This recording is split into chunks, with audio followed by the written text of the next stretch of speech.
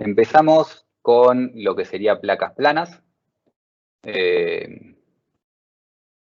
Y directamente empezamos con definiciones. Asumo que la mayoría sabe lo que es una placa, pero por las dudas definimos qué son placas, cáscaras, chapas y todas estas cuestiones. Una placa se define como un elemento estructural, una dimensión más chica, menor, que las otras dos. Es decir, tenemos un espesor y tenemos dos lados, A y B.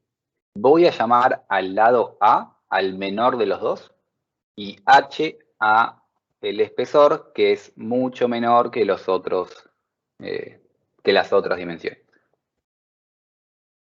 Entonces, es elemento estructural y estamos hablando de placas planas, entonces de forma plana, con cargas aplicadas perpendicular a ese plano. Eso no parece muy perpendicular. Esa es una placa. Por ejemplo, los edificios, el piso, es la típica placa que tenemos, pero existen muchos otros ejemplos. No sé, un muro ante cargas de suelo trabaja como placa, o sea, un muro de sostenimiento ante cargas de suelo trabaja como placa. Se diferencia de las chapas únicamente solo por la forma de tener cargas. O sea, una chapa es el mismo elemento, si yo tengo el mismo elemento, pero con cargas aplicadas en el plano, es una chapa.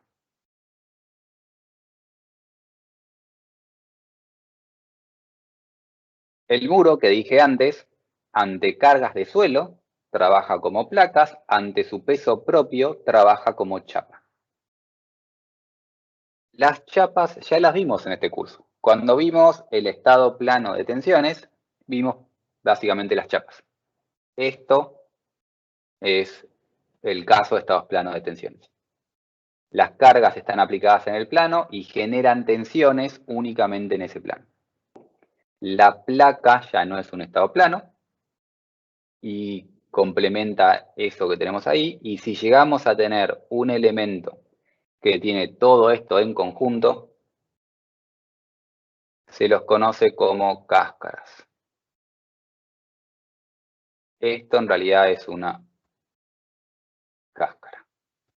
La cáscara plana tiene, o sea, esta es la suma de cargas en el plano y perpendiculares al plano. Cualquier carga, si tiene cualquier carga arbitraria, es una cáscara. La cáscara plana tiene poco chiste. Generalmente cuando hablamos de cáscaras empezamos a hablar de cáscaras curvas. Y en la mente de la mayoría de la gente, cuando piensa en una cáscara, la piensa como una cáscara curva, que tiene más complicaciones que simplemente esto. Por las dudas, en inglés placa es plate y cáscara es shell. Que hay muchos programas de elementos finitos que tienen elementos de shell, que justamente tienen tanto la parte de placas como la parte de chapa. Y el elemento de chapa es un estado plano, lo podemos resolver como estado plano directamente. Volviendo a lo que estamos hablando, entonces vamos a hablar de placas planas, cargas perpendiculares a la superficie. Y dentro de esta placa tenemos, le podemos aplicar condiciones de borde y las condiciones de borde, como siempre, se aplican en el borde, pero para mi nuevo elemento, ahora el borde es esto. Y esa placa tiene 4 bordes. Esos bordes pueden estar o simplemente apoyados, es decir, no se puede desplazar, pero puede girar. Puede estar empotrado, no puede girar, puede estar libre, se desplaza y gira. O mejor dicho, se puede desplazar y se puede girar. Las cargas, que son perpendiculares a la superficie, del punto de vista de la mecánica del sólido, en realidad solo pueden ser superficiales. La única carga que existe es una carga superficial, más lo que es el peso propio, digamos, en la mecánica del sólido. Tenemos peso propio por unidad de volumen o por unidad de superficie. No existe otra opción. Pero cuando empezamos a resolver estas placas, como ya nos estamos metiendo en fuera de lo que es mecánica del sólido, tenemos cargas puntuales, cargas lineales, que son simplificaciones reales de las cargas superficiales que tiene la estructura.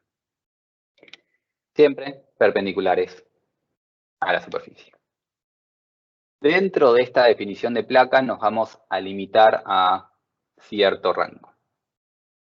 Entonces, teniendo H el espesor, A siendo el menor de los lados y W la deformación, mejor dicho, el desplazamiento perpendicular al plano que sufre, W es el desplazamiento perpendicular al plano, podemos primero trazar esta relación entre espesor y lado y esta relación entre desplazamiento y espesor, y podemos fijar un límite de la validez de la teoría lineal para las relaciones cinemáticas. Vimos en el curso que en función de cuánto valen las deformaciones, podemos aplicar teoría lineal o no teoría lineal, y cuál es ese límite en realidad estaba fijado por el valor de epsilon. Si epsilon es grande, no puedo usar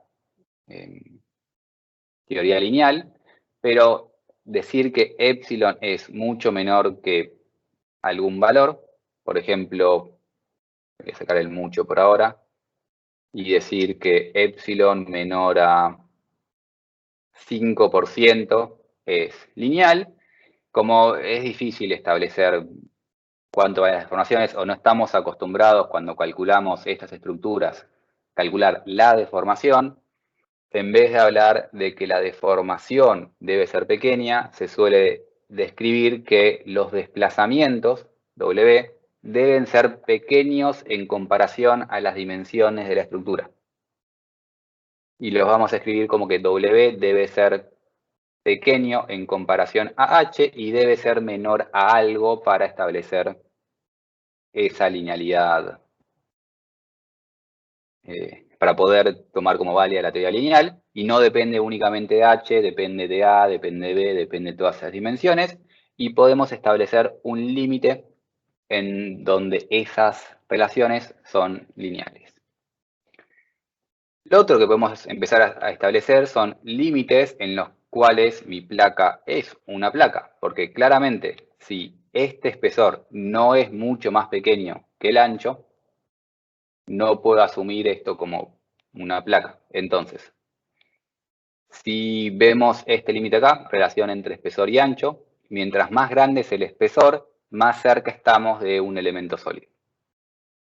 Y podemos, nuevamente, números gruesos, este 0,3 puede ser otro número para otra persona, no es un límite exacto, pero podemos decir más o menos que si el espesor es 0,3 de el menor de los anchos, si el espesor es mayor que el 30% de la mayor longitud, lo tengo que calcular como un sólido, no puedo calcular eso como una placa, es decir, tengo algo que tiene ese tipo de pintaojo y calcular eso como una placa me va a dar malos resultados.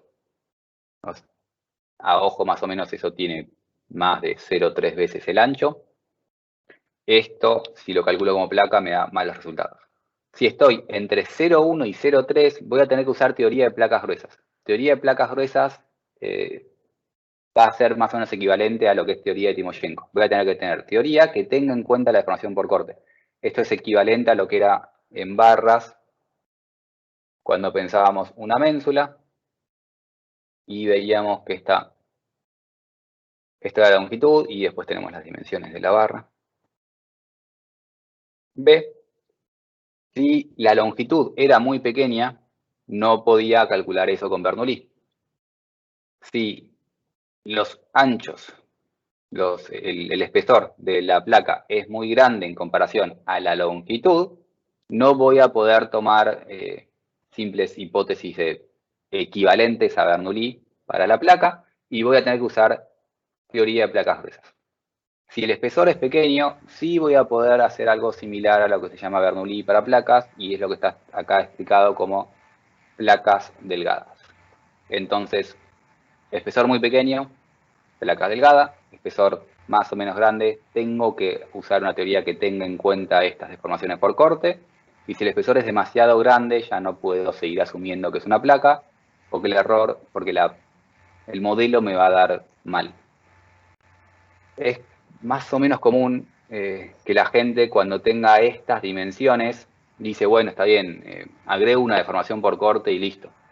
Agregar una deformación por corte no da un buen resultado. De la misma forma que si yo tengo una barra y tengo una ménsula, y esa ménsula la calculo como barra de Timoshenko, pero tiene, un metro es una locura, 20 centímetros de longitud y 20 centímetros de altura, por más que calculan esto con barra de Timoshenko, el resultado le va a dar cualquier cosa. Esto ya es un sólido. De la misma forma, a partir de cierto límite, esto es un sólido. Entonces establecemos de este punto de vista estos límites entre placas gruesas delgadas. Dentro de la relación WH, lo que vamos a establecer son límites de qué tan flexible y flaco. ¿Dale? ¿A es la menor longitud de la placa? Es la menor de los dos lados. Sí. Ah, bien, bien.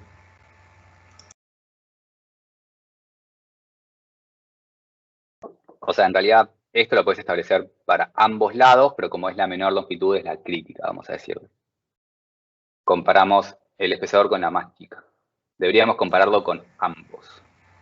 Perfecto. Para que la placa, pero bueno, si vale para la más chica, vale para la más grande. Esto en cuanto a dimensiones de la placa, y después tenemos que también establecer límites en cuanto a la deformación de la placa. Depende de cuánto se deforma, tengo que utilizar teorías distintas. Cuánto se desplaza. Cuando la placa se desplaza mucho, y fíjense que estamos hablando de desplazamientos del orden de 2 veces el espesor, si la placa se desplaza mucho, tiene una gran deformación y tengo que usar teoría de membranas. Teoría de membranas es lo equivalente a cables en barras. Es decir, si yo tengo una viga con una carga, asumir teoría de barras es decir que el esfuerzo axial de esta barra es, voy a cambiar mis apoyos para que esto tenga sentido. Ahí vamos. Si utilizo teoría de barras, esto no tiene esfuerzo axial. Ahora, si eso es un cable, eso se va a deformar considerablemente y va a tomar esa forma. Y cuando tome esa forma, el cable va a generar un tiro, va a generar un esfuerzo axial y va a tomar la carga con ese esfuerzo axial. Si yo tengo un cable, tengo que calcularlo con alguna teoría, con algún método de cálculo que tenga en cuenta esa deformación para tener en cuenta estos efectos de tercer orden. Este efecto de tercer orden que requiero en un cable es lo análogo a una membrana. Si yo tengo una estructura tesada, tipo la cubierta del Estadio de La Plata, esa estructura, que son membranas pesadas, tienen que tener en cuenta la deformación para calcularlas correctamente. Y tengo que usar o una teoría que lo tenga en cuenta, si usamos métodos analíticos, o un programa numérico que tenga en cuenta la deformación, los desplazamientos, el equilibrio en la posición deformada, si tengo una membrana. Entonces, cuando empiece a tener deformaciones del orden o mayores a 2 veces el espesor, tengo que empezar a tener en cuenta el equilibrio en la posición deformada, y eso es membrana. Cuando tenemos desplazamientos no tan grandes, entre 0,5 y 2, tengo que utilizar las placas que se llaman, utilizar la teoría que es la teoría de von Karman, que empieza a tener en cuenta este comportamiento debido a esas deformaciones, pero sin ir a una teoría de tercer orden donde realmente tengo en cuenta el equilibrio en la posición deformada, que son básicamente teorías que van iterando y calculan el equilibrio, con el equilibrio calculan la deformación, con la deformación calculan el equilibrio y van iterando de esa forma. Eso es teorías de membrana. Las teorías de von Karman es algo no tan general, pero que tienen en cuenta ese tipo de comportamiento. Y nosotros nos vamos a limitar a el cuadradito que queda acá, que básicamente son placas delgadas, moderadamente flexibles. Entonces no tenemos que ocuparnos con las complicaciones que aparecen por deformaciones por corte, ni con las complicaciones que aparecen por calcular el equilibrio en la posición deformada. Nos vamos a limitar más o menos a esta zona, y quien dice 0,5, dice 0,6, dice 0,4, son números aproximados para tener una idea del rango de validez de las cosas. De la misma forma que esta curva claramente tirada de forma muy arbitraria, no existe una manera de calcular exactamente cuándo vale algo y cuándo no. Más o menos estamos en teorías que valen para estas dimensiones y para estos valores de desplazamiento. Es decir, calculo mi placa usando esta teoría. Me fijo cuánto vale W. Y W me vale 0,2 de H, no me preocupo. W me da con esta teoría 0,7 de H y ya no le creo mucho. La podemos usar, pero ya sabiendo que empezamos a tener errores. Nos vamos a limitar a esta zona y estas placas de acá, que son placas de pequeño espesor que no tienen en cuenta el corte, se conocen numéricamente como las placas de Kirchhoff-Lab. Ahora vamos a ver justamente qué es la hipótesis de Kirchhoff. La hipótesis es de Kirchhoff y analíticamente se suele conocer como la hipótesis de Kirchhoff, pero después en el mundo numérico los elementos de placa, de elementos finitos, que no tienen en cuenta la deformación por corte, se conocen como placa de Lab, en contraposición a la placa de Mindlin. Hace un rato vimos cuál era la teoría de Bernoulli y cuál era la teoría de Timoshenko. Esto es Bernoulli en placas, esto es Timoshenko en placas. Es la misma idea. Esta teoría va a asumir que la deformación es perpendicular a la superficie media, plana y perpendicular a la superficie media. Este señor asumió que era plana, pero no perpendicular a la superficie media, y hizo lo equivalente a Timoshenko para placas. En la mayoría de los casos de aplicación, la teoría de Kirchhoff es suficiente, por lo tanto, el elemento de Lab es suficiente para la mayoría de los casos de aplicación, llevando a una gran frase en inglés que se usa en la gente que hace modelos numéricos, que básicamente decían, all you need is Lab, porque en la mayoría de las aplicaciones, con la teoría de Lab, con el elemento de Lab, ya estábamos dando buenos resultados. Pero bueno, vamos a restringirnos a este mundo, y en ese mundo vamos a desarrollar y ver la teoría de Lagrange. La teoría de Lagrange, como todas las teorías, tiene una sucesión de hipótesis y después hace la deducción de la misma manera que venimos haciendo todo este seminario materia. La primera hipótesis es linealidad cinemática. Justamente dijimos que nos restringimos a valores de W pequeños para poder asumir esta hipótesis. Si W es pequeño en función del espesor, podemos asumir que las deformaciones son pequeñas y por lo tanto los giros son pequeños. Linealidad cinemática. Deformaciones pequeñas en relación a las dimensiones de la estructura implica esto. Y lo solemos escribir en relación al espesor, si queremos comparar W con algo. Y si no, simplemente calculamos un giro. La segunda hipótesis, como ya les adelanté, es la hipótesis de Kirchhoff, que las rectas, siguen siendo superficies, las rectas normales a la superficie media se conservan rectas y normales perpendiculares a esa superficie media. Es lo mismo que Bernoulli, solo que hablo de una superficie media, porque ahora, si yo tengo una barra, tengo un eje. Si yo tengo una placa, tengo una superficie.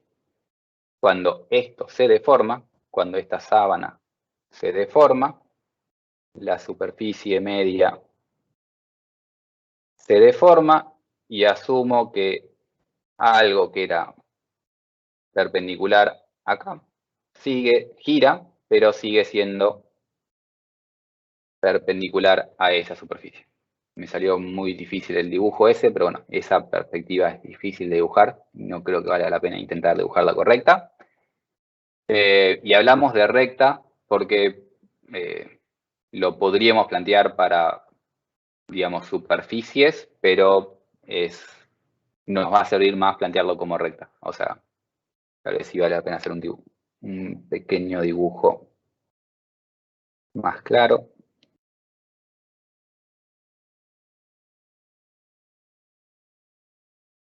Tengo una superficie que se deforma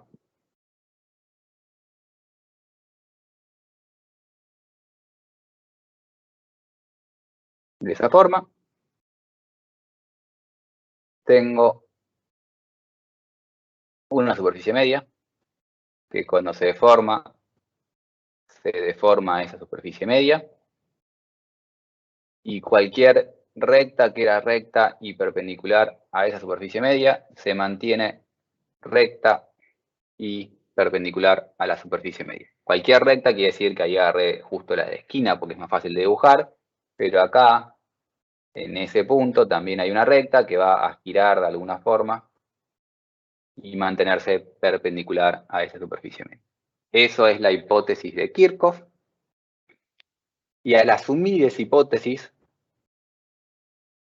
nos da como consecuencia que no tenemos distorsiones. De la misma forma que cuando Bernoulli asumía su hipótesis de Bernoulli, le daba que no había distorsiones. En realidad les daba que no implica que no hay distorsiones, implica que si hay distorsiones, esas distorsiones son constantes dentro de ese espesor, pero son constantes dentro de ese espesor y deben ser nulas en las caras por equilibrio, los cuales nos ponen en un aprieto. Porque les pido que sea constante, pero que sean nulas en los costados. Entonces, o son nulas en toda su altura, o no cumple el equilibrio. Y este tipo de hipótesis que hace ese tipo de cosas generan justamente los problemas en los resultados. Es medio contradictorio lo que le pedimos. Bien. Borro el dibujo. Seguimos con más hipótesis contradictorias de estas teorías. La tercera es que las tensiones y las deformaciones perpendiculares al plano medio son despreciables. Esta hipótesis de que epsilon z es igual a 0 y sigma z es igual a 0 vale para el plano medio. En el plano medio, las deformaciones y las tensiones son iguales a 0. No vale en toda la altura, o sea, vuelvo a hacer el dibujo que ya hice. Tenía una placa y tengo mi superficie o plano medio, que es este de acá. Acá, epsilon z es igual a 0 y sigma z es igual a 0. No en cualquier lugar del espesor. Y eso vuelve a ser contradictorio. ¿Alguien tiene algún problema con eso? ¿O le parece 100% razonable?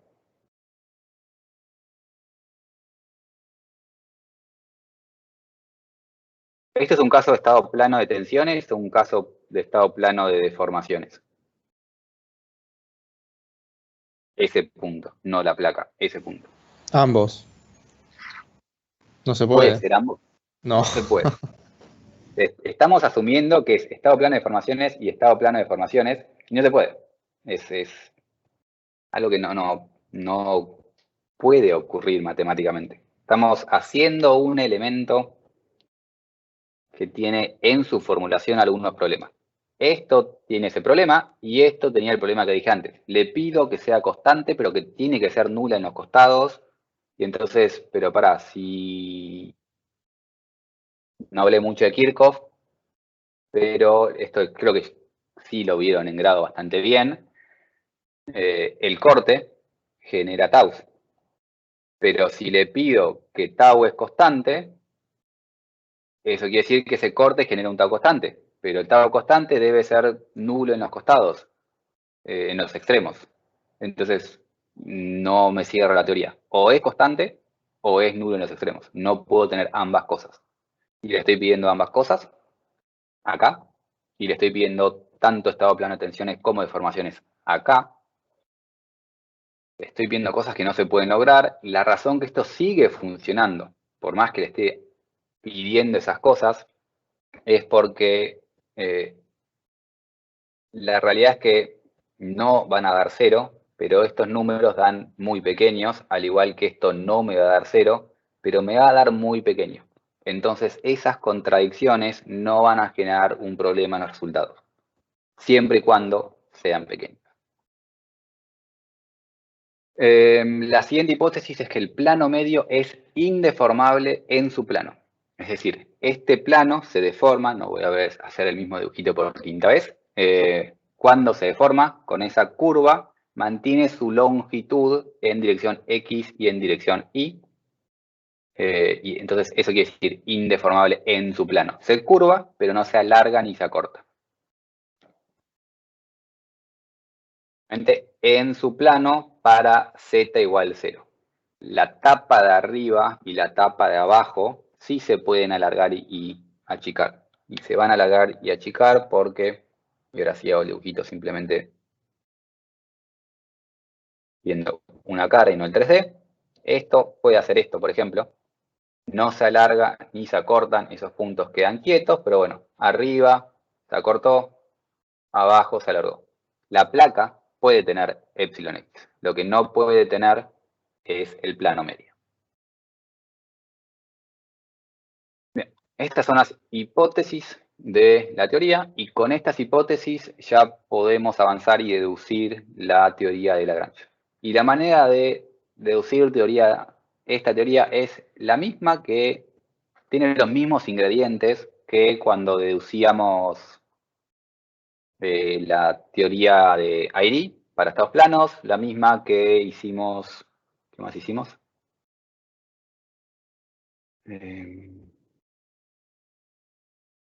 Saint-Venant, cuando hicimos la teoría de Saint-Venant, teníamos los mismos ingredientes. La teoría de Lagrange va a tener los mismos ingredientes. ¿Alguien se acuerda cuáles son esos ingredientes? Sin ver la diapositiva y el PDF, que es lo que planteábamos siempre.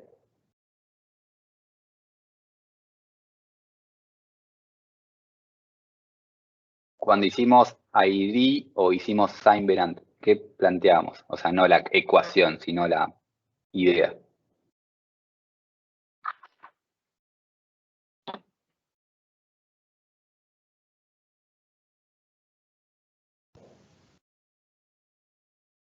Proponer una función. Antes de eso, o sea, proponer una función era para resolver la ecuación diferencial, pero teníamos que llegar a esa ecuación diferencial. Y para llegar a esa ecuación diferencial hacíamos la deducción, y esa deducción siempre tenía 3 cosas. Depende, la teoría arrancaba no con la misma cosa, pero todas tenían la misma cosa. Por un lado planteaba equilibrio y planteaba divergencia de sigma igual a 0. Por otro lado planteaba ecuaciones, relaciones cinemáticas. O sea, cómo vincular sigma con u, epsilon con u, y en realidad si veníamos de u, planteábamos relaciones cinemáticas para ir a epsilon, o si arrancábamos de epsilon, planteábamos ecuaciones de compatibilidad para ir a u. Pero equilibrio, relaciones cinemáticas, y le agregábamos una cosa más que era relaciones materiales. Y como estamos en cosas elásticas, Hooke. Tanto para deducir la ecuación de Airy como para deducir la ecuación de Saint-Venant, hacíamos esto. Hablábamos del equilibrio, hablábamos de la cinemática, que habíamos visto al principio del curso que eran 2 mundos separados. Tenemos una teoría para deformaciones, una teoría para tensiones, una relación constitutiva que las vincula, y con esas tres cosas formulamos toda la teoría que existe de estas cosas. Con estos tres ingredientes y las hipótesis particulares del caso.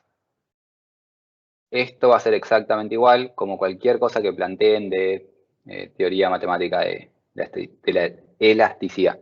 De hecho, cuando hicimos recién torsión, hicimos algo muy similar.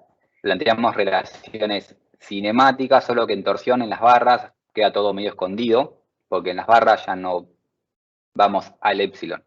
Pero cuando hacíamos esto en torsión, era relacionar flechas con giros, con curvaturas, con esas cosas. Y cuando hacíamos esto, equilibrio, era relacionar momentos con fuerzas, con cortes, esas cosas. Cortes, relaciones cinemáticas, y en algún lugar aparece algo que vincula el giro con, en torsión, el giro con el momento. Esa es la relación constitutiva. Siempre planteamos las mismas cosas. De forma distinta, pero las mismas cosas. Entonces, vamos a plantear equilibrio, que en el caso de placas, este equilibrio lo vamos a plantear con ecuaciones de equivalencia y esfuerzos característicos. No vamos a hacer divergencia de sigma, pero vamos a calcular equilibrio. Pero con sumatoria de justamente cortes y cómo se vincula el corte con el momento. Vamos a plantear estas relaciones cinemáticas. Y vamos a plantear esta relación entre deformación y desplazamiento, pero lo vamos a vincular a W. Vamos a llevar todo a la flecha que tiene la placa. Pero vamos a plantear la misma relación cinemática que vimos para deformaciones y desplazamientos y llevarlo a la flecha. Y vamos a plantear relaciones constitutivas. En este caso vamos a arrancar de sigma y epsilon, pero no vamos a querer dejarlo en sigma epsilon.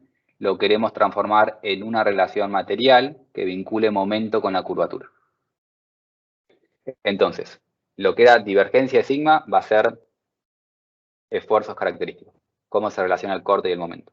Lo que era sigma,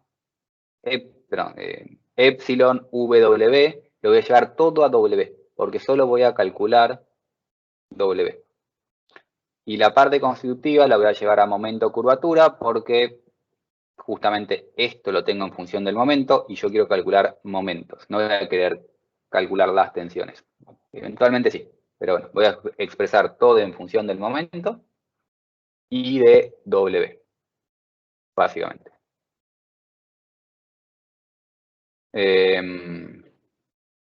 Y entonces empezamos con equilibrio.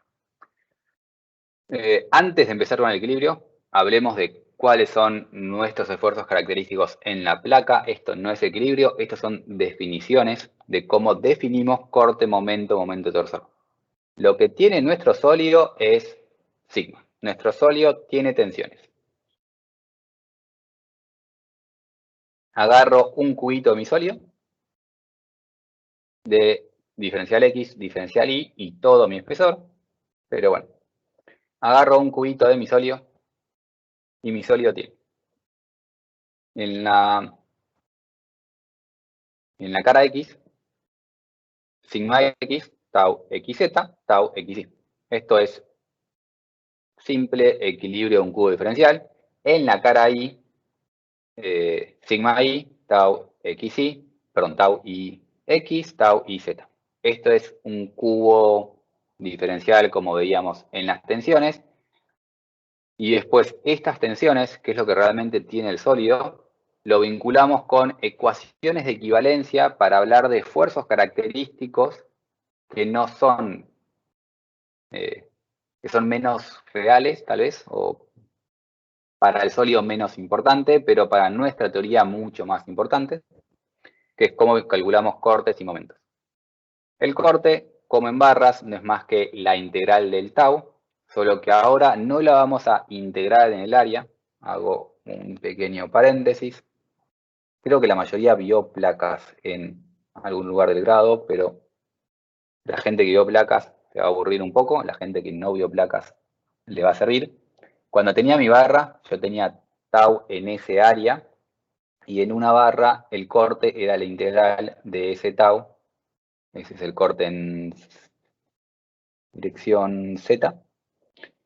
xz en el área. En barras, el corte en z era el integral de tau xz en ese área.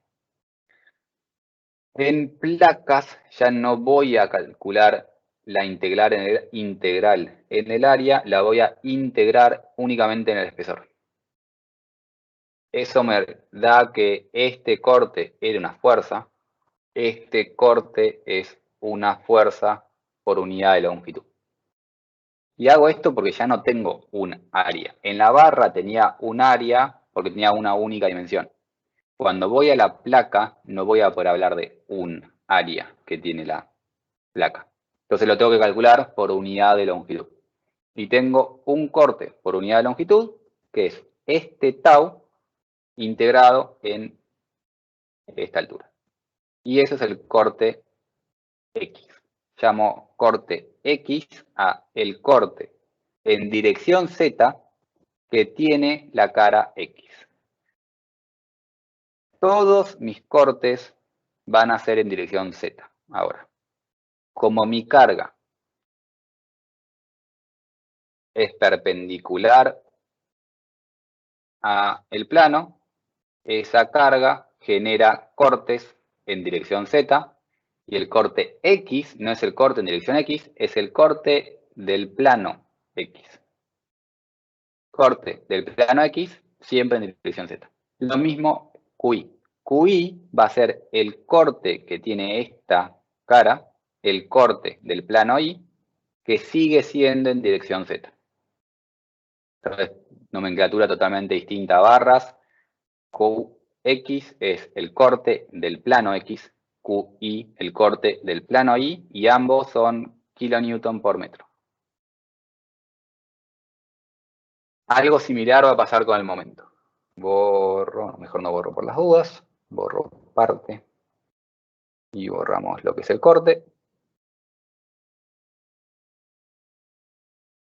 En barras, yo podía calcular, por ejemplo, el momento alrededor de ese eje, que era esto de ahí, que generaba esos signos. Ese momento flexor generaba esos signos.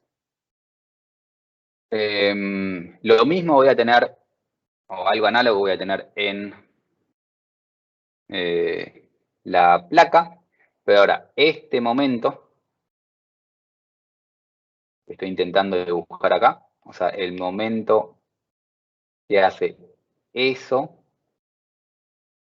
flexión, lo voy a llamar mx, va a ser el momento flexor del plano X, y nuevamente no voy a poder integrarlo en un área, lo voy a tener que integrar en el espesor. Entonces, el momento es la integral de sigma por distancia integrado en ese espesor, y mx deja de ser el momento que gira alrededor de el eje X y pasa a ser el momento de la cara X. Y ahora es unidades de momento por unidad de longitud, porque lo estoy integrando solo en la altura. Entonces, mx es el momento flexor que tiene la cara X, y es un momento por unidad de longitud. Análogo, mi va a ser el momento flexor que tiene este plano, que lo calculo haciendo la tensión que tiene ese plano por z integrado en el espesor.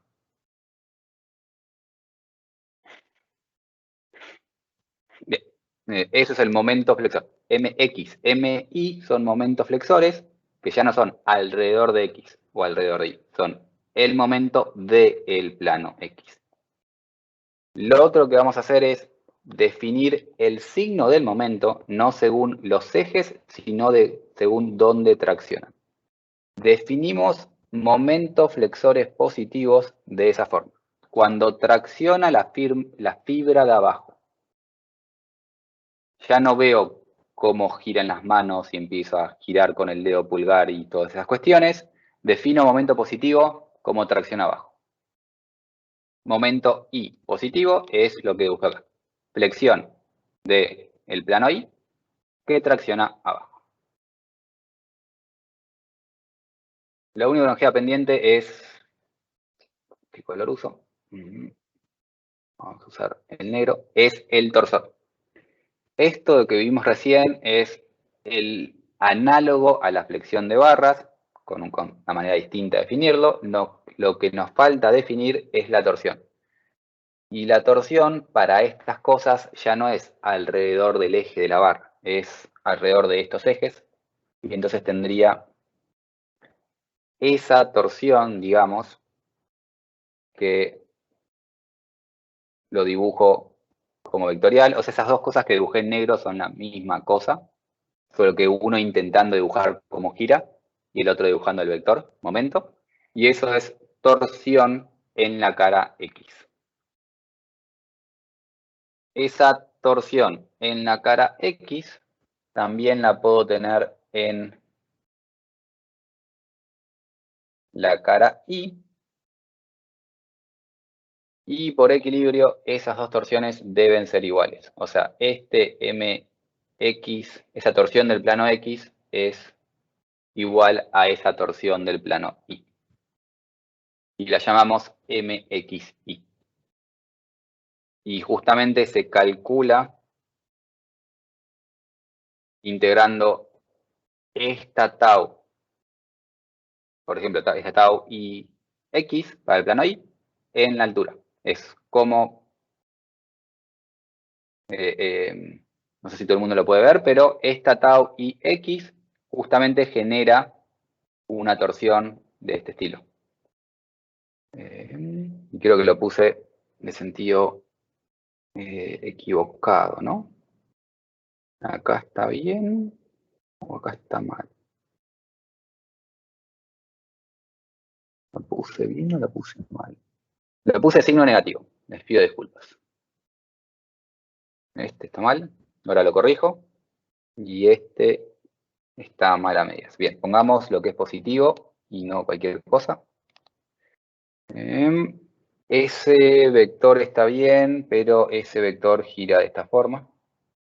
Si lo quiero dibujar como algo que gira. Eso es el momento positivo, momento que sí positivo para la cara Y. Y para la cara X, esto tiene que hacer, esto es totalmente al revés. Y ahora explico el porqué. Para allá. Y entonces la torsión sería algo que gira así, si lo quiero, o sea, dibujo uno o el otro. No es correcto dibujar ambas flechas, pero bueno, o dibujo vectorial o dibujo esto que gira así. La manera de pensar el signo es, me paro en la mitad y me fijo, esto acá es un tau IX positivo justamente. Tau IX positivo es en la cara Y positivo en dirección X. Me fijo acá y este tau IX gira generando esa torsión.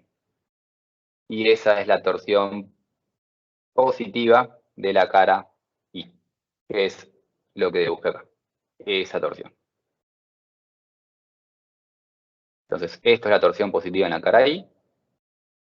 Para pensar ahora, botón incorrecto, para pensar ahora en la cara X me pongo en el medio, dibujo un tau positivo y me fijo que la torsión positiva para la cara X gira de esta manera. Entonces, esto es torsión positiva para la cara X. La torsión, entonces, se genera por este tau XY. La calculo haciendo la integral de este tau XY en el espesor. Y por Cauchy, tau XY era igual a tau IX. Entonces, la integral de esto en el espesor es igual a la integral de esto en el espesor. Y por lo tanto, este momento torsor es igual a este momento torsor, que sigue siendo un momento por unidad de longitud, kilonewton metro por metro. Y así definimos mis esfuerzos característicos de placas. ¿Preguntas? Perdón, respecto del momento torsor, entonces serían positivos los momentos torsores que son generados por tensiones tangenciales por debajo del plano medio que son positivas también. ¿Sería eso resumido? Por tensiones tangenciales que son positivas. Te hago un pequeño dibujo. O sea, no es. O sea, estoy viendo el plano de abajo porque. Ahí botón incorrecto, perdí todos mis dibujos. Cómo sufro cuando hago esas cosas. Perdón. No. Igual tenía que avanzar. Cuando avanzaba iba a perder el dibujo, pero me servía para explicar algo. Así que ahora. Yo tengo un plano medio. Por cómo definí mis ejes, el eje lo había definido ahí y había definido para abajo Z positivo, para allá Y positivo, para allá X positivo. ¿Sí? Entonces, un tau positivo para X tiene que tener dirección de Y en Z positivo. Ese es un tau positivo. En el plano X, en coordenada Z positivo, tiene dirección Y positiva. Si agarraba un punto de arriba, en el plano X, en coordenada Z negativa, tiene esa dirección. Eso es lo que yo estoy llamando lo que me genera momento torsor positivo. O sea, esto de acá, tengo que tener cuidado, qué color uso, ¿viste? Esto de acá es un tau XY negativo. Pero para definir mi momento torsor positivo, me fijo no solo la cara X y la dirección Y, sino si estoy abajo del Z o arriba del Z, en coordenada Z positivo o negativo. Esas son las Claro, cosas que yo por defino como eso. momento torsor positivo. Pero el abajo no es abajo, es en coordenada Z positiva. Ok, listo, está bien. Está bien, listo. Entendí, ¿Sí? perfecto. Buenísimo. Gracias. ¿Listo? Bien. ¿Había otra duda de esto? Que borré el dibujo, o sea, tengo que avanzar, sufría el dibujo simplemente por si había más preguntas.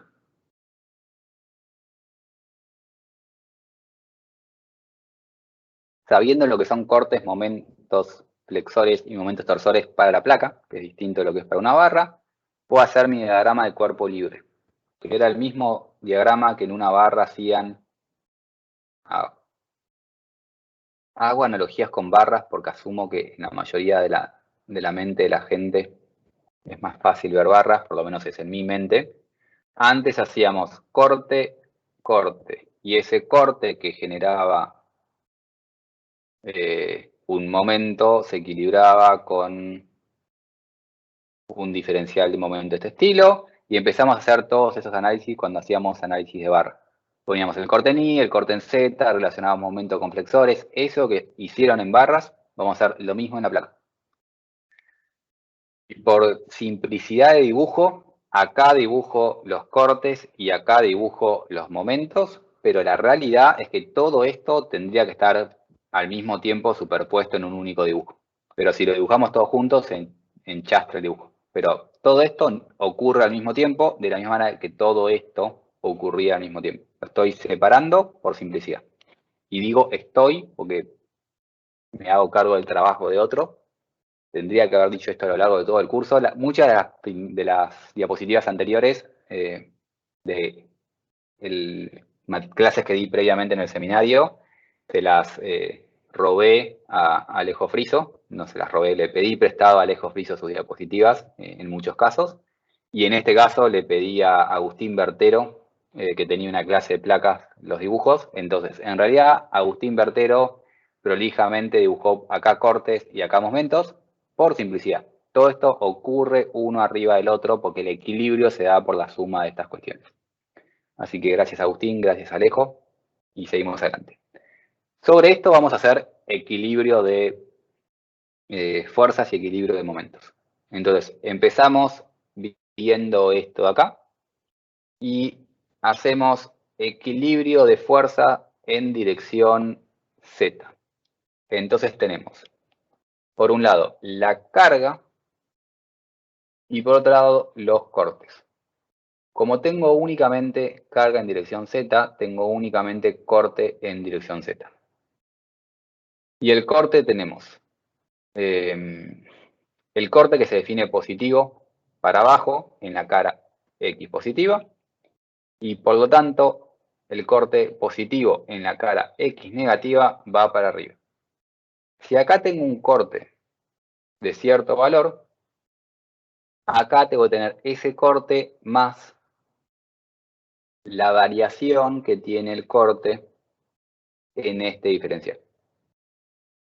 Y aparece un por DI porque el corte habíamos dicho que era la fuerza por unidad de longitud. Para calcular la fuerza total que hay en todo este borde, tengo que agarrar el corte y multiplicarlo por la longitud que tiene el borde.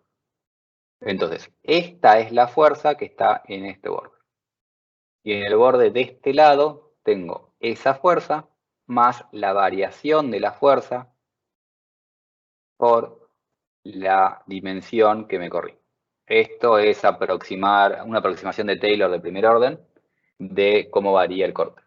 Esta variación va a estar justamente asociada a esta carga que le estoy aplicando. Que la carga es una carga por unidad de superficie, entonces está distribuida constante en todo este área para calcular la resultante carga por el área que tiene ese cuadradito. Lo mismo tenemos en I, voy a ir más rápido, y en la coordenada I positiva, corte positivo va para abajo, entonces esto va para abajo, este va para arriba, la diferencia entre este y este es lo que varía, y multiplico por la distancia de X para calcular la fuerza. Hago sumatoria de todo esto, esto más esto más esto más esto más esto. Esto se equilibra con esto y esto se equilibra con esto. Entonces lo único que me queda para equilibrar es la carga que genera estas variaciones de corte. Y tenemos la primera ecuación de equilibrio. Esto es análogo a como en barras Q era la derivada del corte respecto a X, si X era el eje de la barra. Esto lo teníamos en barras, ahora lo mismo, pero tenemos dos dimensiones. Hicimos equilibrio de fuerzas. Avanzamos con ahora el análogo a en barras. Teníamos estos cortes y esos cortes se tienen que equilibrar con un diferencial de momento. Vamos a hacer lo mismo con barras y vamos a hacer una para cada eje, porque justamente generan momentos alrededor de ejes distintos. Entonces empezamos calculando el momento alrededor del eje Y, que el momento alrededor del eje Y, el momento alrededor de este eje, fíjense que va a estar asociado a lo que llamamos mx, porque momento alrededor de eje Y genera esa flexión en la cara X, que es la que llamamos momento X. Entonces, momento alrededor de Y, por el lado de los cortes, es este corte por esta distancia, más todo esto por esta distancia.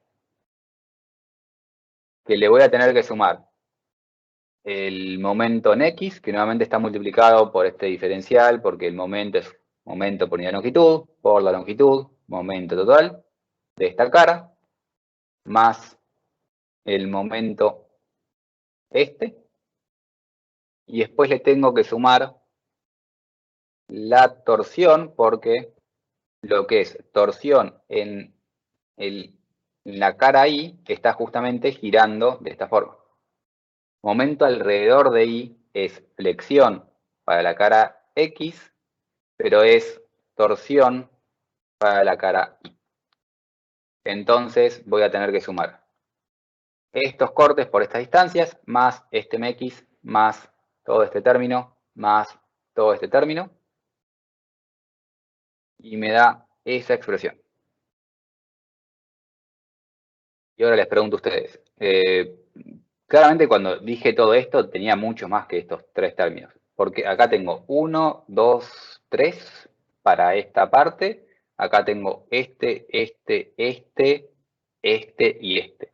¿Por qué, por ejemplo, esta cosa no aparece, esta cosa no me está apareciendo? ¿O sí me está apareciendo? Ella sí me está apareciendo. Perdón. ¿Por qué? Voy de vuelta. Me equivoqué ahí un segundo. Esa no me aparece. Esta no aparece. Esta no aparece. Y esta no aparece. Estas de acá no aparecen en esa expresión.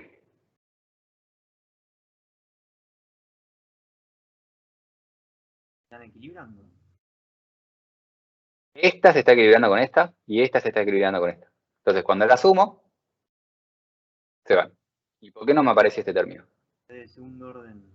Es un término de segundo orden. Entonces, lo despreciamos por ser diferenciales de segundo orden.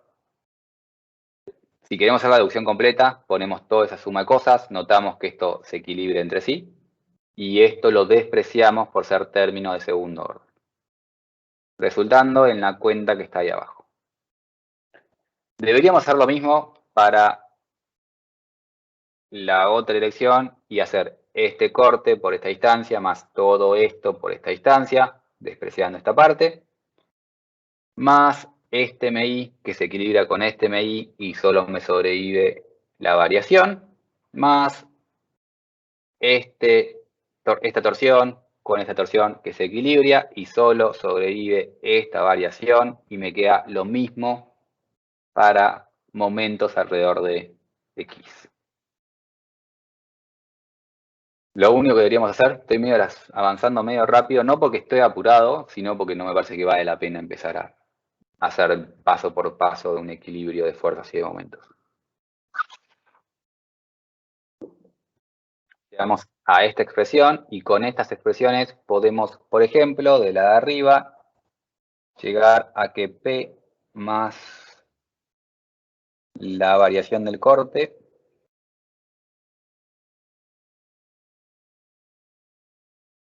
es igual a 0. Y esto es lo que sí tiene bastante pinta análoga de que el Q es la derivada del corte en una barra. Para hacer eso, la manera correcta de hacer esto, o sea, siempre decimos cancelamos diferenciales porque están multiplicados por ahí. La manera correcta lo digo una sola vez y después lo digo más mal probablemente, y ya lo he dicho mal antes en el curso. Lo que tenemos que decir es, esto lo transformamos en esto por diferencial de x por diferencial de y igual a 0. No cancelo nada. Digo, eso debe ser igual a 0. Los diferenciales no pueden ser iguales a 0. Por lo tanto, lo que debe ser 0 es lo que está entre paréntesis y voy a lo de arriba. Si alguien está escribiendo un apunte, si alguien está escribiendo esto en un lugar formal, dice eso.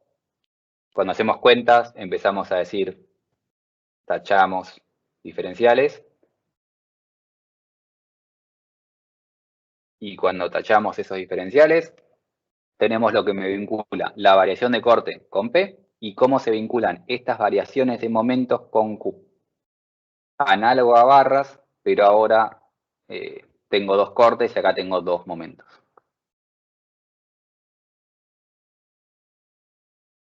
Si yo sé cómo se vincula el corte con... Lo escribo una sola vez, porque esta deducción no la tengo. Pero bueno, el corte en X es igual a la derivada de mx respecto a y, más la derivada de mx respecto a x.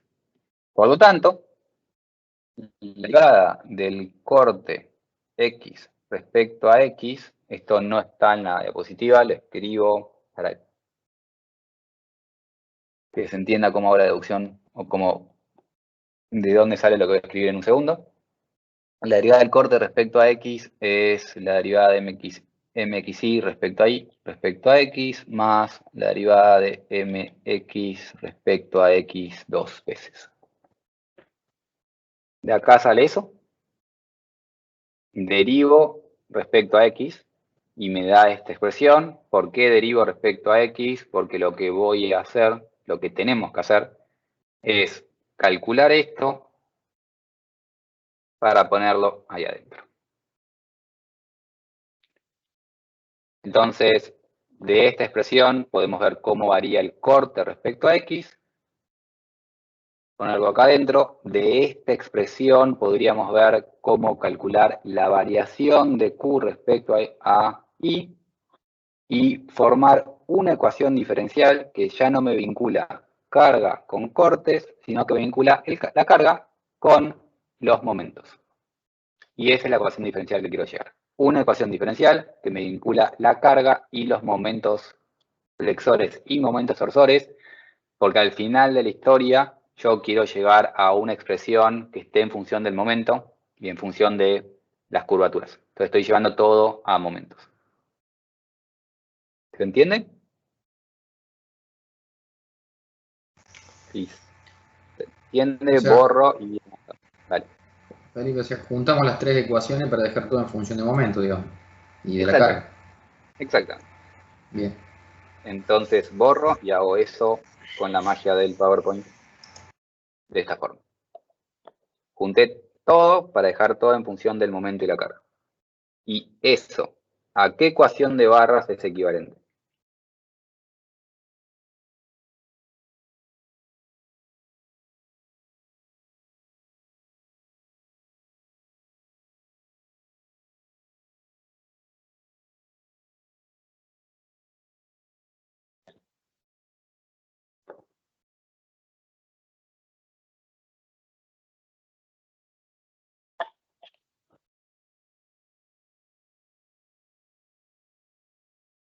La que tal vez tiene más fresca es esta, pero esto mismo lo pueden expresar como la segunda derivada del momento respecto a x,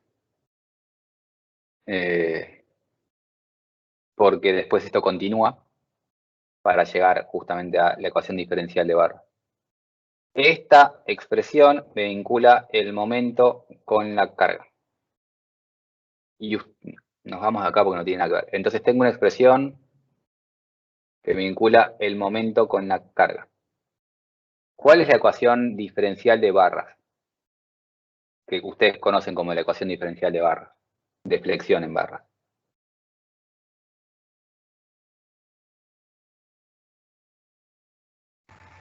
Y la derivada segunda de y respecto de x igual al momento sobre la rigidez torsional. Esto es, Rigidez friccional, perdón. dijiste reflexional, dijiste bien, ¿no? Sí, sí. La primera no, te la dije mal, pero es flexional, sí, sí. Esta es a medias. Esta no es la ecuación diferencial. La solemos dejar ahí, pero lo más correcto como... Esta ecuación es la que nos da la rigidez flexional de la viga y la ecuación básicamente constitutiva que tenemos.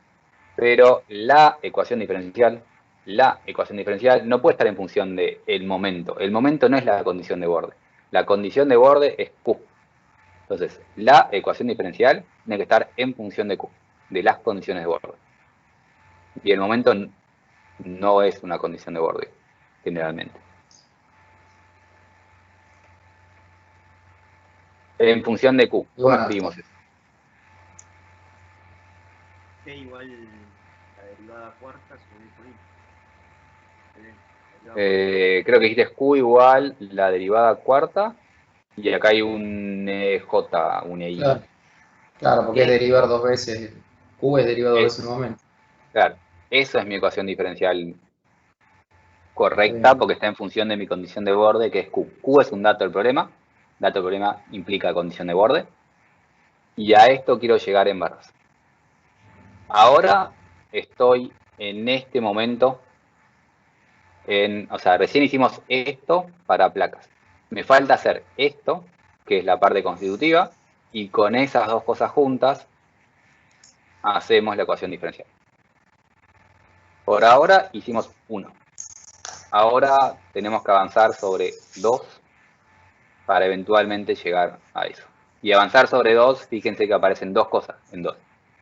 2 tiene la parte cinemática y la parte material, porque cuando hicimos 2 me apareció no solo desplazamientos y deformaciones, me apareció el material. Entonces vamos a hacer 2 y hacer la parte cinemática para ver qué es W y qué es W segunda. Y después la parte material para llegar a esa expresión. Juntamos todo esto y tenemos la ecuación diferencial de Plaza. Así que avanzamos con primero la parte cinemática. Y acá es donde entra la hipótesis de Kirchhoff. Y la hipótesis de Kirchhoff decía que la recta permanecía recta y perpendicular a la línea media.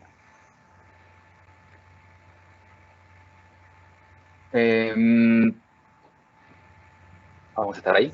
Para simplificarnos por ahora vemos solo lo que pasa en la dirección X. Esto lo deberíamos, si alguien lo quiere hacer muy correcto, debería dibujar el plano entero, pero nos concentramos y vemos únicamente el plano XZ. Y esta placa se deforma, como se deforma, genera una flecha, y esa flecha entre ese punto y ese punto es W. Esto es la flecha, cuánto se desplaza, pero adicionalmente de desplazarse, gira. Y cuánto gira lo estamos llamando alfa. Alfa es el giro que tiene esa recta.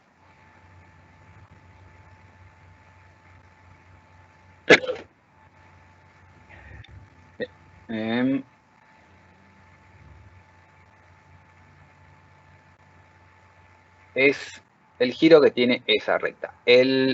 Lo que llamamos U, ese U chiquitito que está ahí, y este U que está acá, es el desplazamiento en dirección de X. Entonces, como esto gira, esta fibra se termina teniendo desplazamientos en dirección X. Este punto no se está desplazando y este punto podemos asegurar que no se estaba desplazando porque asumíamos que el plano medio no tenía esas deformaciones. Entonces, las deformaciones que tiene en dirección U la barra las genera fuera del plano medio y proporcional a la distancia del plano medio, porque asumimos que esto se mantiene recto. Entonces podemos deducir que el desplazamiento en dirección de X es lineal, por lo tanto proporcional al ángulo alfa.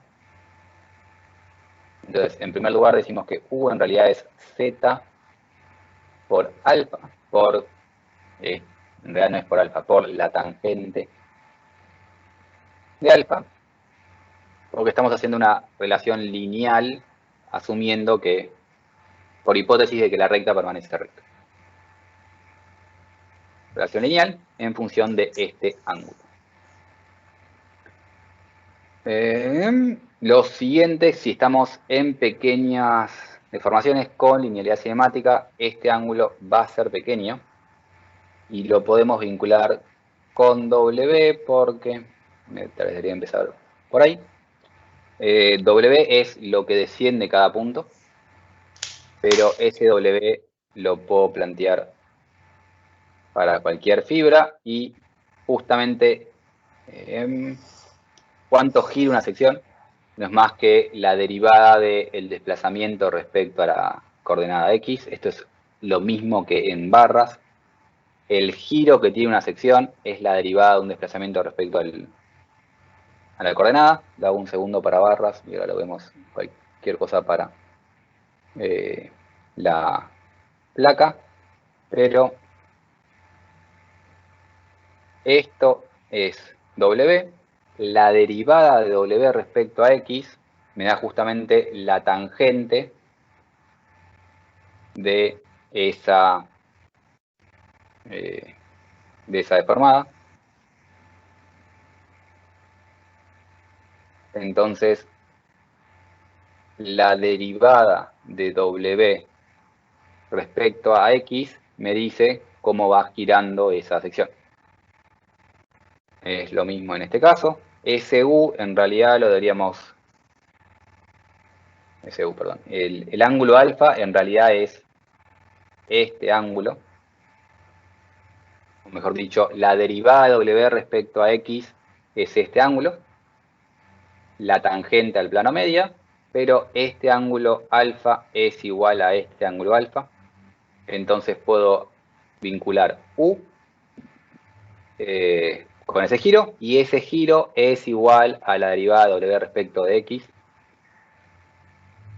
y llegar entonces a vincular el desplazamiento en X con el desplazamiento en Z que tiene la placa. No fui la persona más clara del mundo, pero me parece que no es algo tan difícil, no sé si se entendió o no. Sí, se entendió. Bien. Esto es lo mismo que hubiesen hecho en barras. En barras, de hecho, tienen la misma relación exactamente igual, de cómo vincular el desplazamiento en X con la deformada, con la elástica de una barra. Eso que vale para X es la misma relación que tendríamos para la deformación en Y, solo que ahora es la derivada respecto a Y.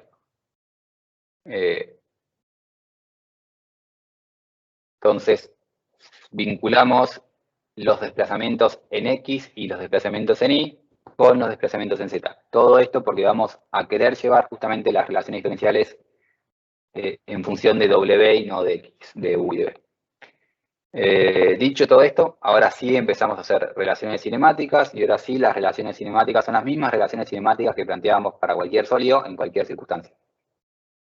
La deformación X es la derivada del desplazamiento X respecto a X. La deformación en Y, la derivada del desplazamiento en Y respecto a Y, y la distorsión es la suma de las deformaciones cruzadas. Esto que tengo acá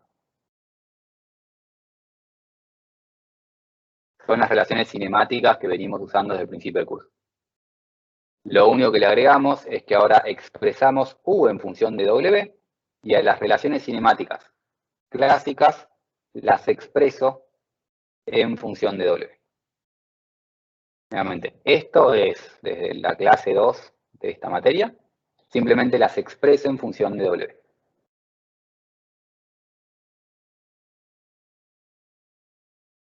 Y en cuanto a relaciones cinemáticas, esto básicamente es todo. Y avanzamos sobre la otra parte que decíamos que íbamos a hablar, que eran las partes constitutivas. La relación tensión-deformación, que la queremos expresar eventualmente como en función del momento. Entonces, arrancamos con la relación constitutiva, que es la relación tensión-deformación. Y usamos esa relación constitutiva, que alguien sabe cuál es.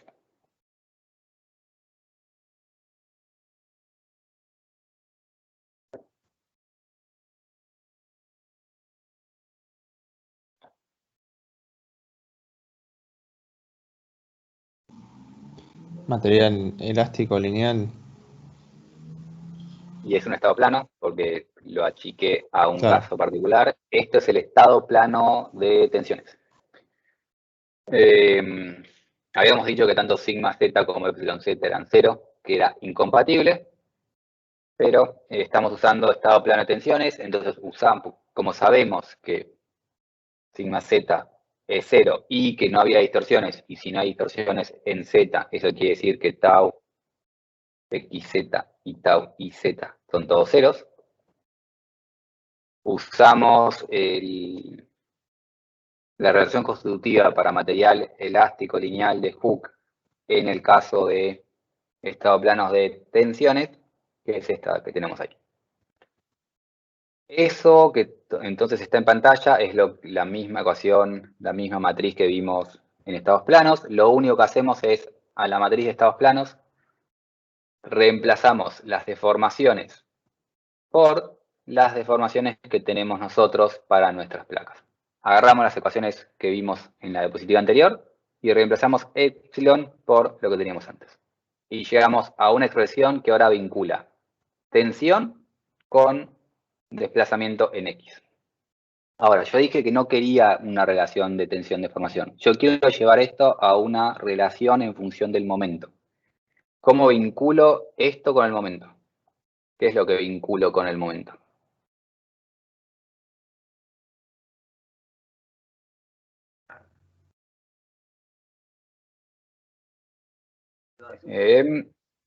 Esto, por las dudas, les adelanto, es lo que lo quiero llevar eventualmente en función de curvaturas para relacionar. Piensen en barras. En barras yo quiero llegar a esto, que el giro o la segunda derivada de W es el momento sobre J. Esta parte es justamente esto acá, la segunda derivada de W, está ahí metida. Esta parte es entonces lo que me tiene que salir de ahí. ¿Cómo vinculo tensiones con momentos? Integrando a lo largo del espesor. Integrando a lo largo del espesor. Por ejemplo, mx era la integral a lo largo del espesor de menos h sobre 2 a h sobre 2 de sigma x por z diferencial de z. Ese es el caso particular de mx. Mi es lo mismo con un sigma i y el mxi era lo mismo con el tau xi. Entonces, si yo agarro esto, lo multiplico por z y lo integro en el espesor, me da los momentos. Entonces, voy a agarrar esto, multiplicarlo, integrarlo en el espesor e igualarlo a esto, que para poder igualarlo voy a agarrar esto, multiplicarlo por z e integrarlo en el espesor para mantener esa igualdad. Entonces, agarramos la expresión anterior, multiplicamos ambos lados por z e integramos en el espesor.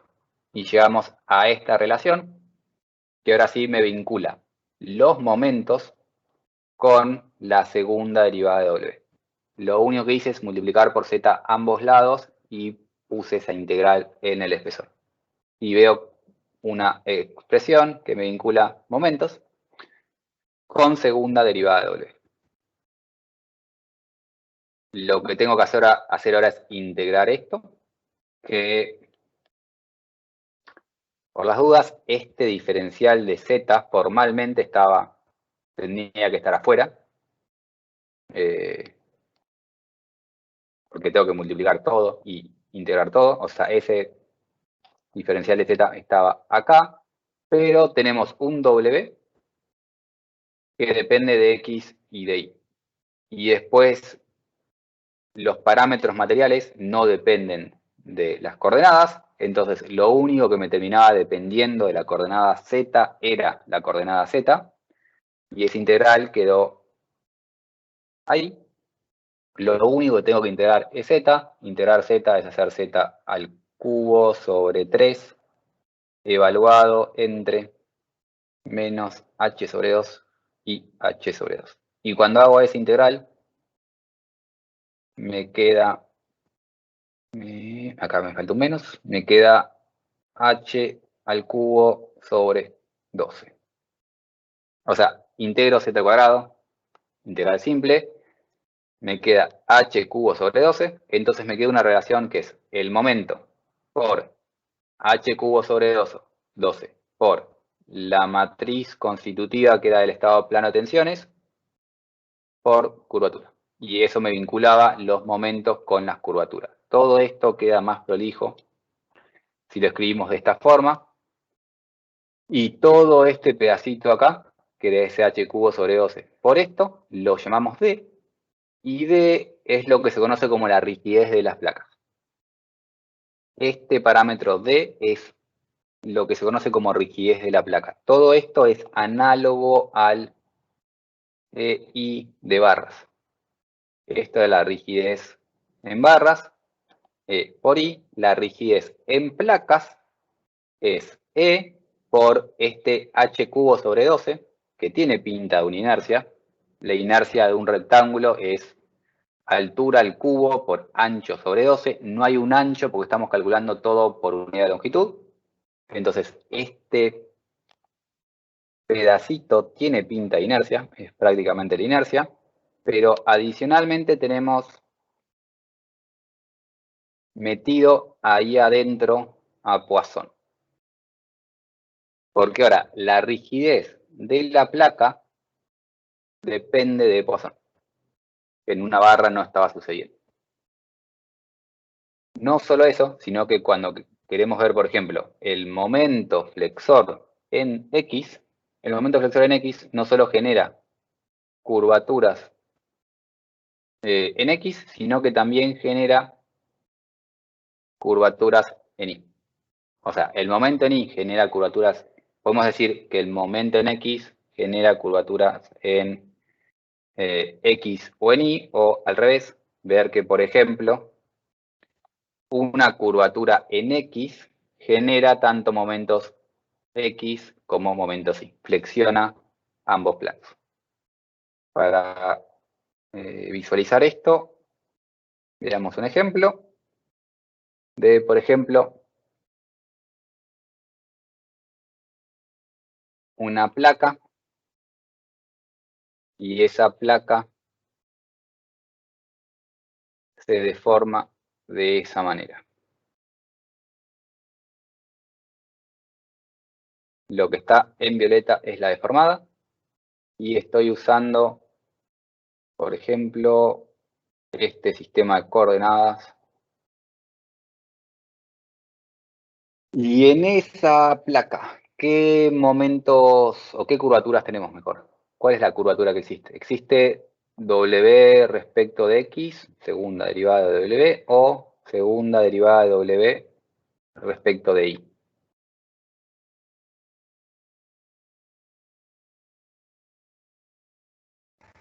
Respecto de Y. Esta es la que existe, y esta es igual a 0.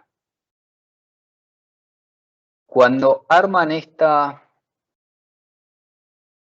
si tienen que armar esta placa, si tienen que armar esa losa, para la gente civil, ¿dónde arman la losa? Y para la gente que no sabe armar losas, porque no es tema de ustedes, piensen dónde tracciona esto, en qué dirección están las mayores tracciones. En la dirección paralela ahí, en la zona inferior. En la dirección paralela ahí son las mayores tracciones, es decir, esa es la dirección que tienen las tracciones, y si tienen que armar una losa, la dirección en que ponen las barras para tomar esa tracción. Esa es la dirección de las mayores tracciones. Entonces arman esto de esa manera. Pero cuando arman una losa, ¿arman la losa con armaduras en esa dirección y nada más? No, se pone una armadura mínima en la otra dirección. Se pone una armadura en la otra dirección, que ¿cómo calculás? Un quinto de la armadura principal. Un quinto de la principal. ¿Por qué un quinto?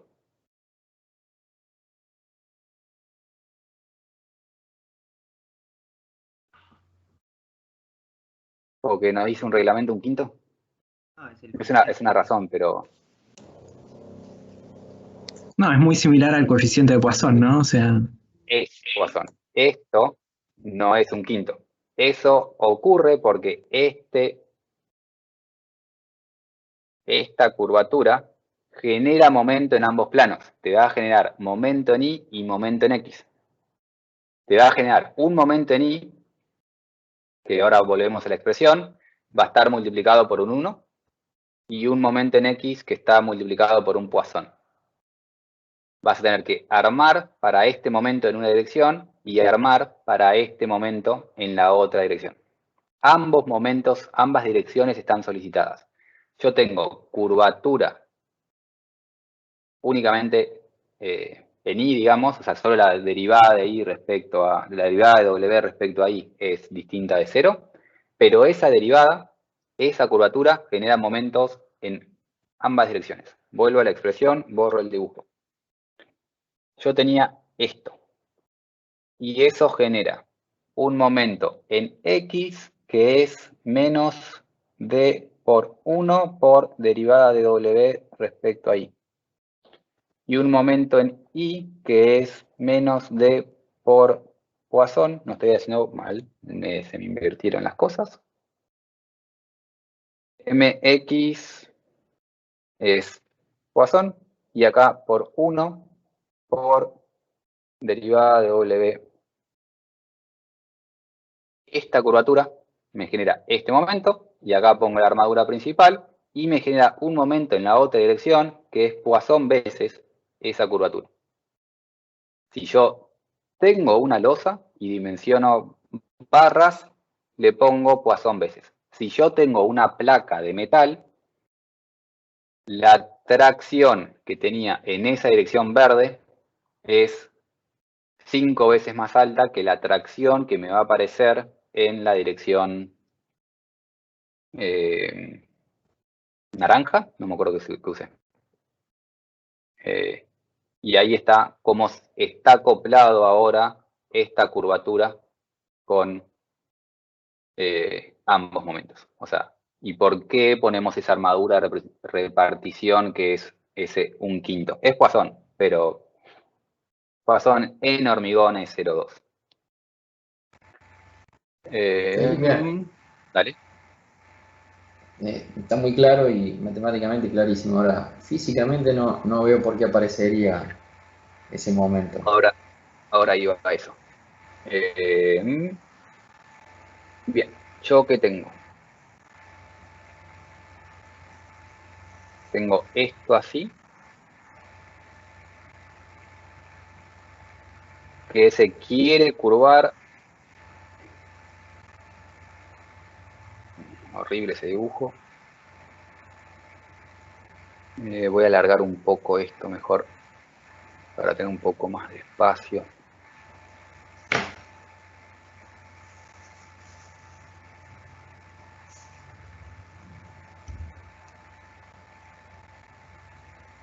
Se quiere curvar de esa manera.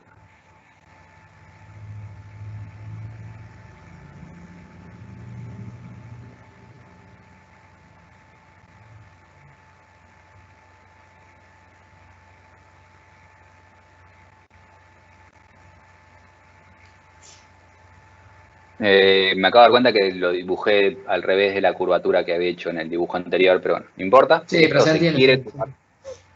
¿Sí? Ahora, esta parte de acá abajo, lo que tengo es un cubito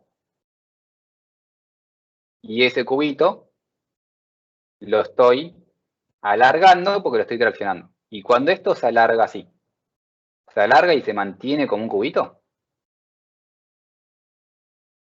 O sea, se mantiene el resto de los lados quietitos. ¿Así? No. ¿Qué le pasa al resto de los lados? Y de forma, o sea, cambian, no dejan de ser paralelos, digamos. Dejan de ser paralelos, ¿qué quiere decir? O sea, Eso no lo quiero dibujar ahí, pero lo estoy traccionando, entonces lo estoy estirando en esa dirección.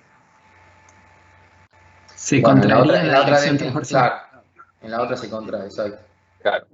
Se quiere achicar en la otra dirección. ¿Por qué se quiere achicar en la otra dirección? ¿Qué parámetro me regula ese comportamiento que se me achica en esa dirección? Poisson. Poisson. Se me quiere achicar en esa dirección por Poisson. Ah, está bien. El tema es que al costado no tengo aire, tengo más placa. Ese cubito, acá, tiene otro cubito. Que para poder achicarse, o fisuro mi cosa y rompo y genero aire para que se achique, porque ese cubito que tiene acá, quizá acá circulé en rojo, también se va a querer achicar. Si todos se quieren achicar, el problema que tengo es que o rompo para poder lograr esos achicamientos, o básicamente el círculo rojo no le deja al círculo negro achicarse y le mete una tracción. Porque no le permite esa contracción. Y esa tracción es Poisson veces la tracción que tiene en la otra dirección. Porque tiene que limitar una deformación que es Poisson veces la deformación que tiene en la otra dirección. Y por eso justo es Poisson. Porque es la restricción a que eso se deforme libremente, porque ahora ese cubo ya no está libre de formarse. Tiene algo al costado que le previene esos desplazamientos.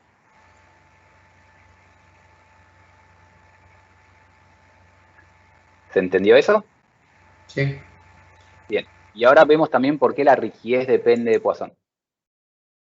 Yo quería alargar esta fibra y podemos pensar que justamente este alargamiento, cuánto se alarga eso, depende de cuánto está girando esto, ¿no? Ese giro es lo que genera ese alargamiento.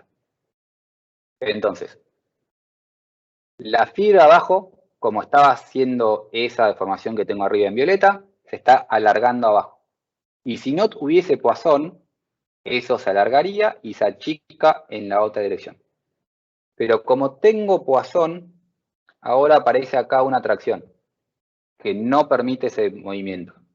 Si no permite ese movimiento, básicamente esa restricción hace que esta fibra no se pueda dilatar o expandir libremente como quería originalmente. Este Poisson no permite ese desplazamiento libre, por lo tanto no permite esa deformación libremente.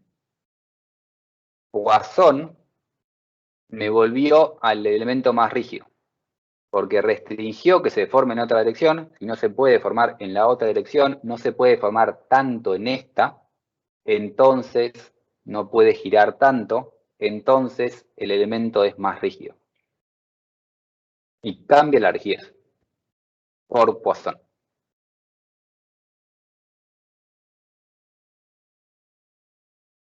Más Poisson, más rígido es, porque impide esos desplazamientos.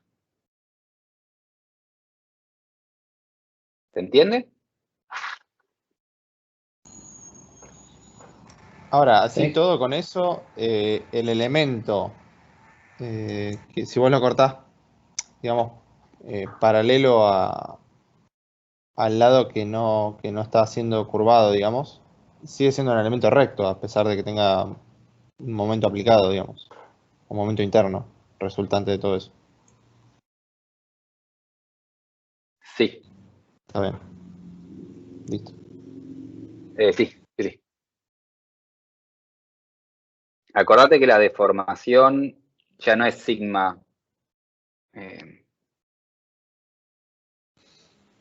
Claro, sí surge de las deformaciones, justamente.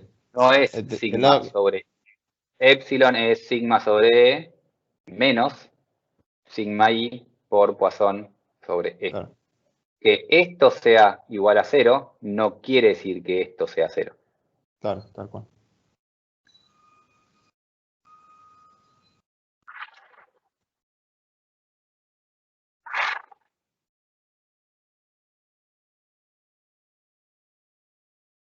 Y por eso la deformación está solo en la dirección esa que estamos viendo. Y eso lleva al problema que nosotros vemos esa viga, esa placa deformada, no se está deformando en la otra dirección. Entonces, como que la intuición erróneamente nos dice no se está deformando, no tiene tracción. Pero deformación y tracción no es lo mismo porque tenemos la otra dirección. No se deforma, pero se tracciona. Claro. Está bien. Borro esto y Está vuelvo al bien, anterior. Felipe. Perdón, para terminar. Perfecto entendido todo esto. Ahora, había un momento en la otra dirección. Sí. Y ese momento con esto se relaciona, digamos, porque este cubito que analizamos ahora está abajo, El momento en la otra en la dirección, otra déjame dirección. agarrarte. Volviendo al ejemplo Hago de la el mismo losa esta. cubito, hago el cubito por separado, ¿te entiendo?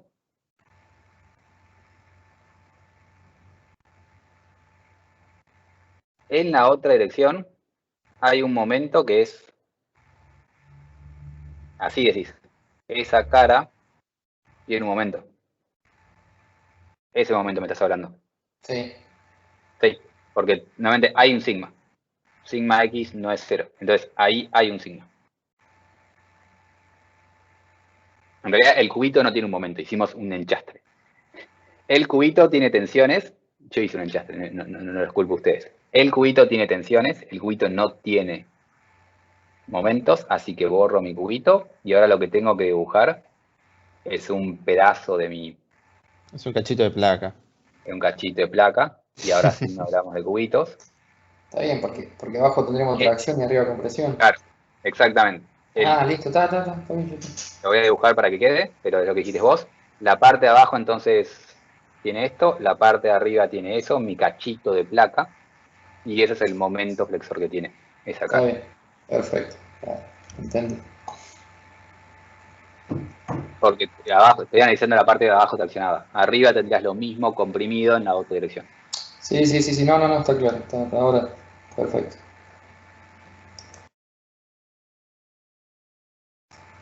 No soy civil, la primera vez que escucho hablar de losa, así que Buenísimo. como ejemplo. Está bien.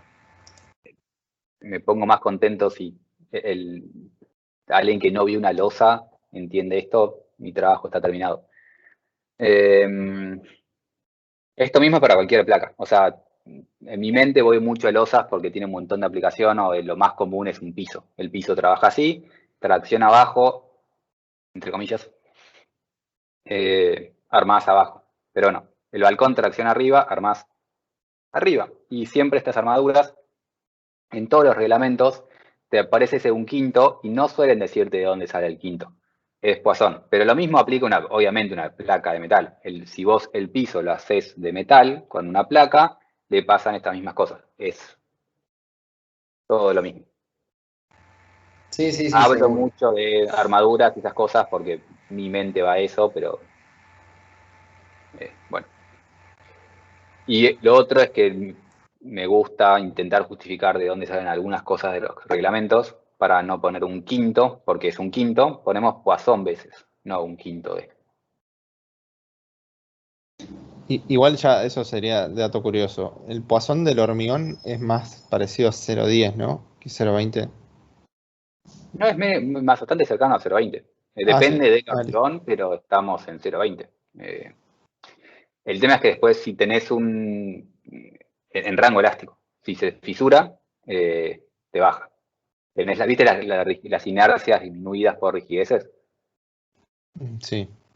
También tenés gente que intenta disminuir módulos de elasticidad y Poisson por rigideces, medio feo hacerlo, o sea, medio feo en el sentido que ya no es Poisson, no lo llamemos Poisson, no sé. Claro, es un artilugio. Sí. Listo, gracias.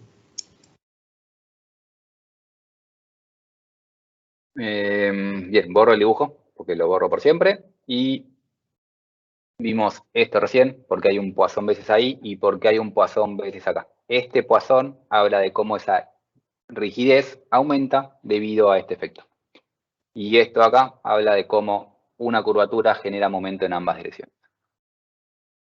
Avanzo un poco más y cierro, creo que en esta filmina diapositiva, la clase. Lo que tenía en la diapositiva anterior lo tenía expresado en forma matricial. Acá expresé lo mismo dividiendo cada uno de los momentos. El momento en X se debe tanto a la curvatura respecto a... Voy a hablar de ecuaciones diferenciales. El momento en X se debe tanto a la derivada respecto a X como las derivadas respecto a Y. Aparece el Poisson. En MI es lo mismo dado vuelta. Y para el torsor depende de la derivada cruzada. Es lo mismo que teníamos antes, expresado como términos separados, y esto es porque ahora sí vamos atrás y buscamos nuestra ecuación de equilibrio, cómo se relacionaba la carga con el momento. Metemos esto acá adentro, esto acá adentro, esto acá adentro, y lo dije en desorden, esto acá y esto acá, reemplazamos, esa es la expresión, hacemos cuentas, notamos que los Poissones se cancelan entre sí.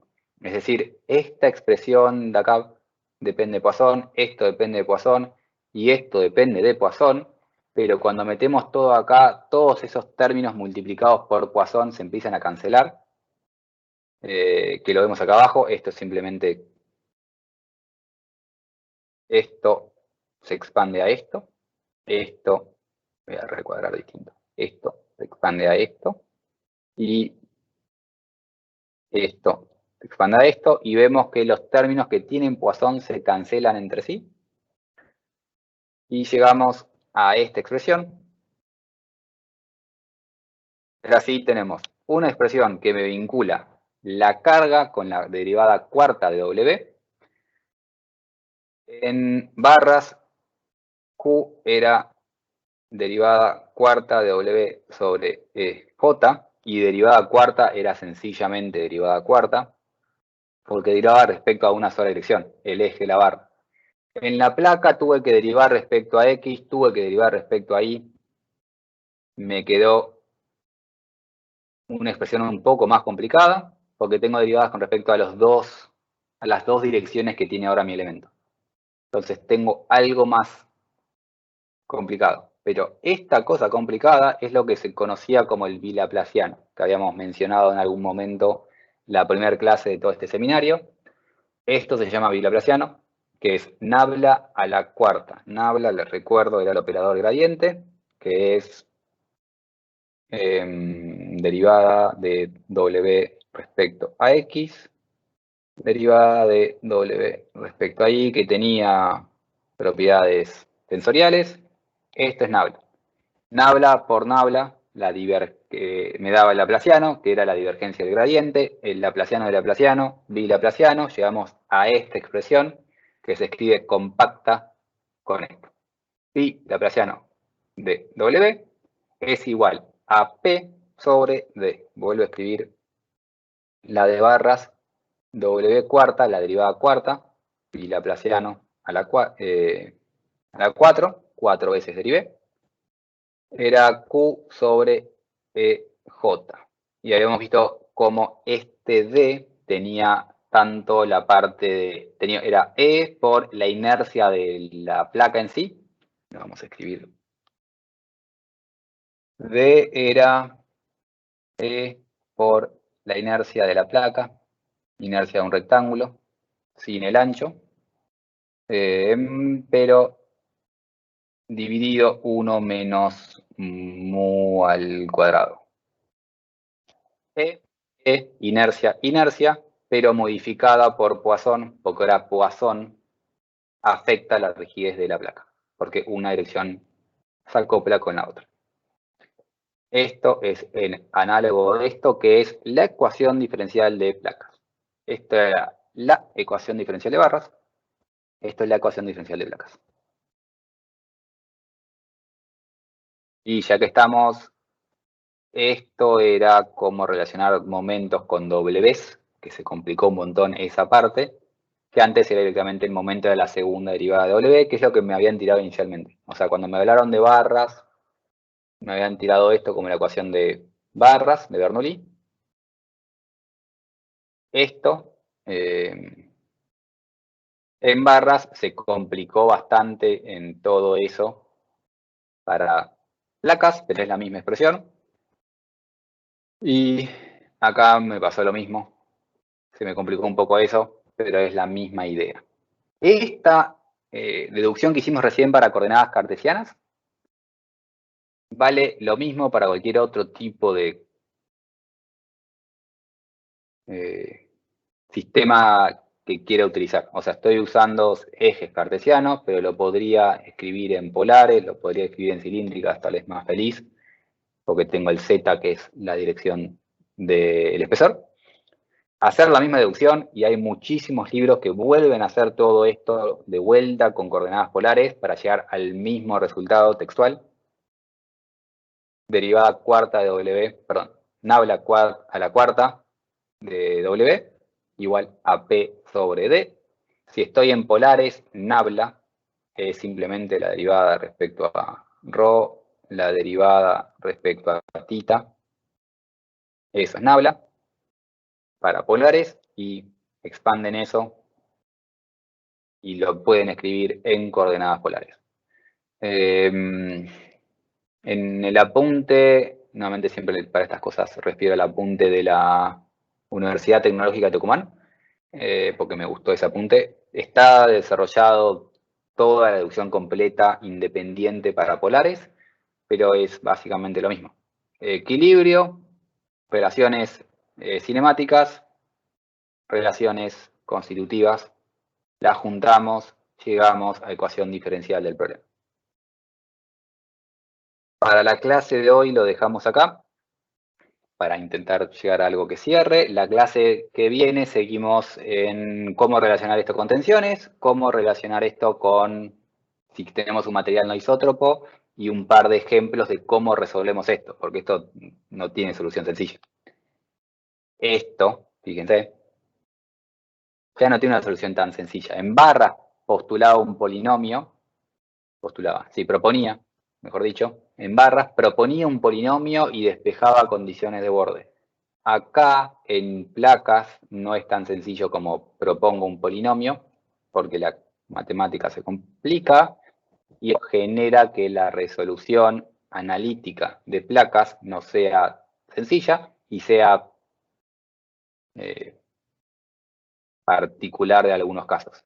Siempre que resolvemos matemáticamente placas, vamos a ver que son casos particulares.